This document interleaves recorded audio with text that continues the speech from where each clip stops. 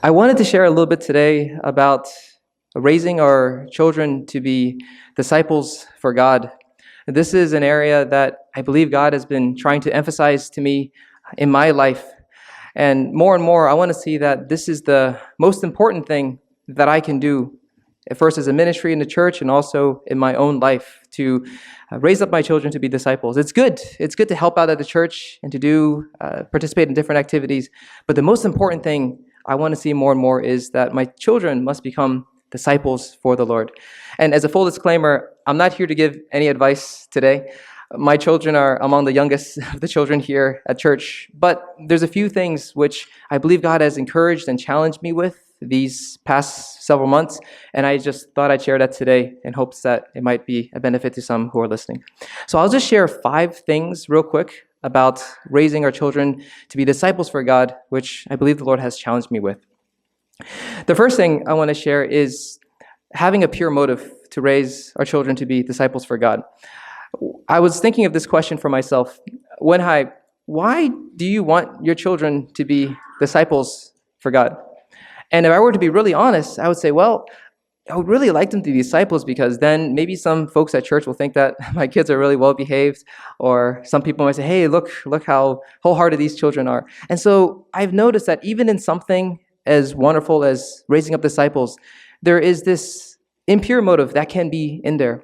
And so before I start thinking of different ways to raise my children to be disciples, I felt like the first thing that God challenged me with is, when I make sure you have a pure motive to do this for God and not for any other reasons like seeking for the honor of men. That's the first thing.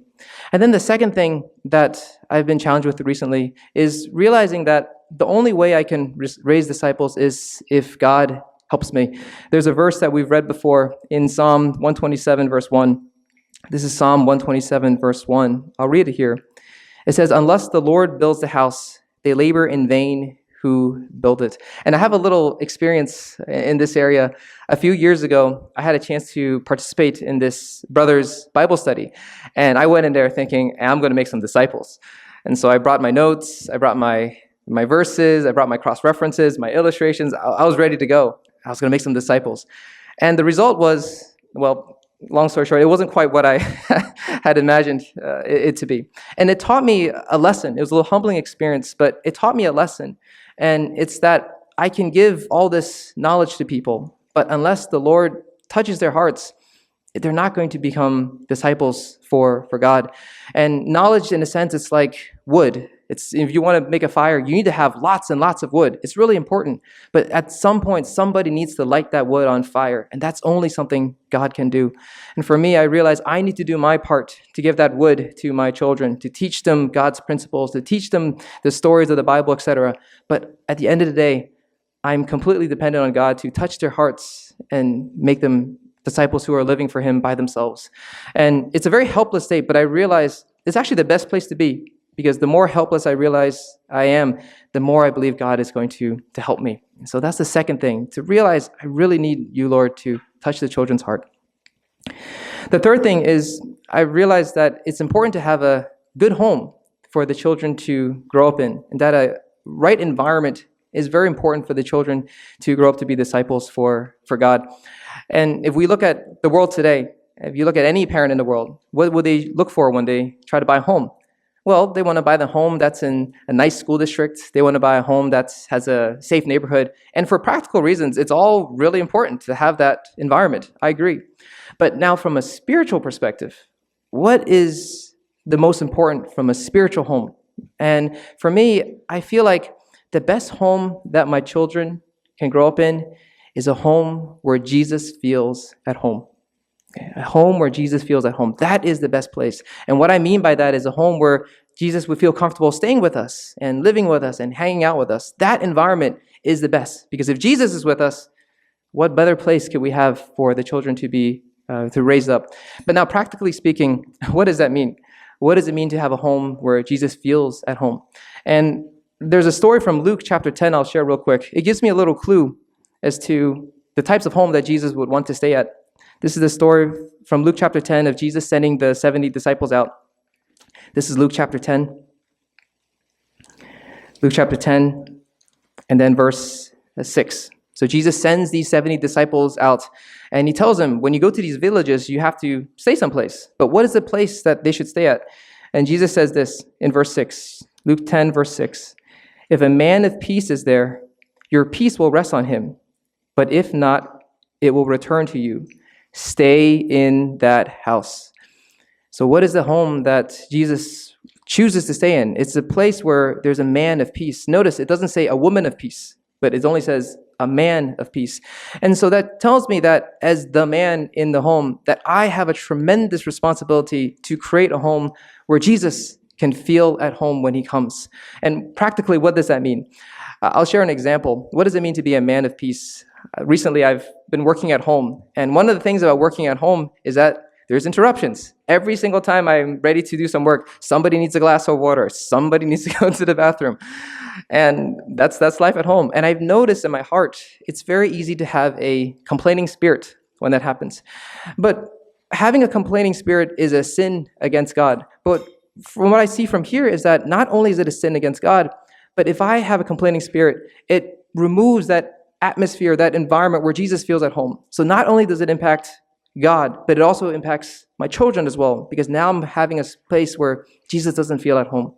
And so for me, I realized it's really important for me to watch my inner life, because if I can be that man of peace in the home, then Jesus will stay here. And if Jesus can stay, that's the best place for my children. The fourth thing I want to share is a principle. And this is a principle from 2 Corinthians chapter 9 and verse 6. 2 Corinthians chapter 9 and verse 6. 2 Corinthians 9:6. I'll just read it. It says this: He who sows sparingly will also reap sparingly, and he who sows bountifully will also reap bountifully. If I invest $5 and I get $5 back, that's pretty good. I double my return. But if I invest $50 million and I get $50 million back, that's a completely different story. And I'm interested in $50 million, not $5. And what does that mean practically when it comes to investing and sowing seeds in my children? For me, at this stage, the simple answer is time.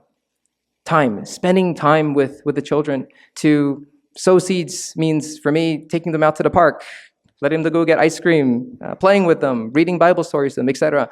But this is what I mean by sowing seeds into them now. Because if I do a lot of it now, one day I'm going to reap bountifully.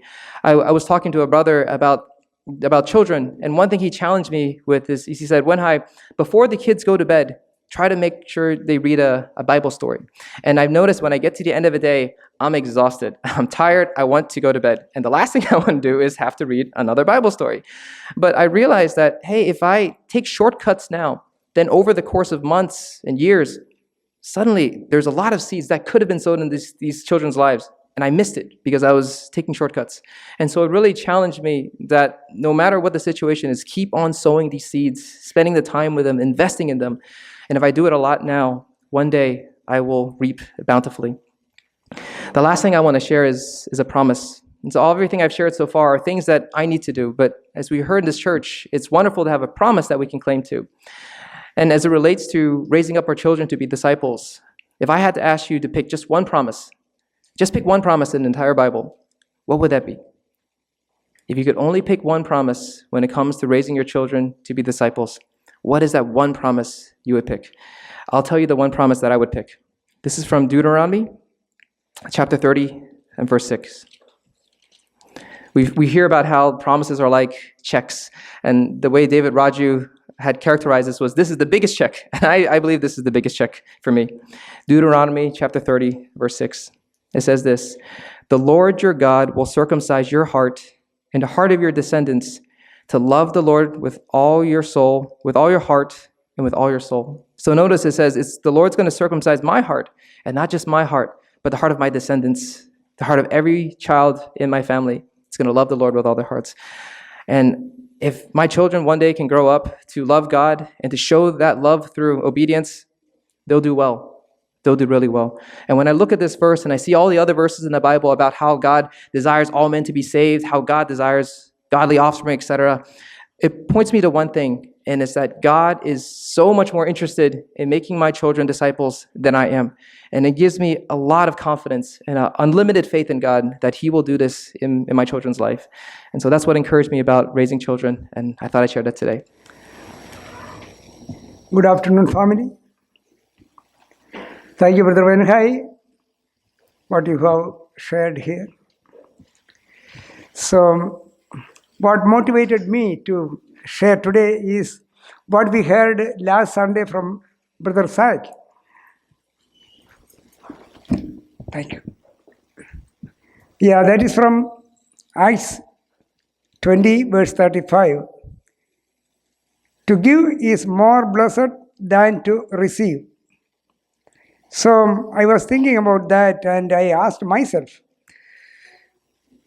I have received a lot from the church, and it is my responsibility, or I am obliged to give something. It may be 2 copper coin like that of the widow, or 2 minutes or 2 minutes. So that motivated me. We know the 10 lepers who came to Jesus Christ for healing. They were healed, but only one of them came back to return something to the Lord for what they received. They received what they received, they cannot forget for their entire life. That is what they received. They were fully healed of the leprosy, and one of them came, and the one who came back received salvation. That is eternal blessing. He got eternal blessing through that incident. I was like the other 9 lepers for many years of my life. I received many blessings from the Lord, but I was never worried, or I was never bothered about thanking God for the blessings I received from the Lord. So I have decided, Lord, I want to be thankful to you the rest of my life for whatever you are doing for me. We sing this song, count your many blessings, name them one by one, numerous of them. So we receive numerous blessings from the Lord, but we forget about that. So I pray to the Lord, Lord, please help me that I may not forget what you have done in my life. In this memory verse for this week, I would like to read from the New Living Translation. Instead, you must worship Christ as Lord of your life. The same thing is saying in Psalm 73:25, whom have I in heaven but thee? Besides you, I desire nothing on earth. Also in Matthew 4:10, Jesus has said, worship the Lord your God and serve Him only. So 1 Peter 3:14, the previous verse, it says, the last part of that verse, and do not fear their intimidation and do not be afraid of their threats.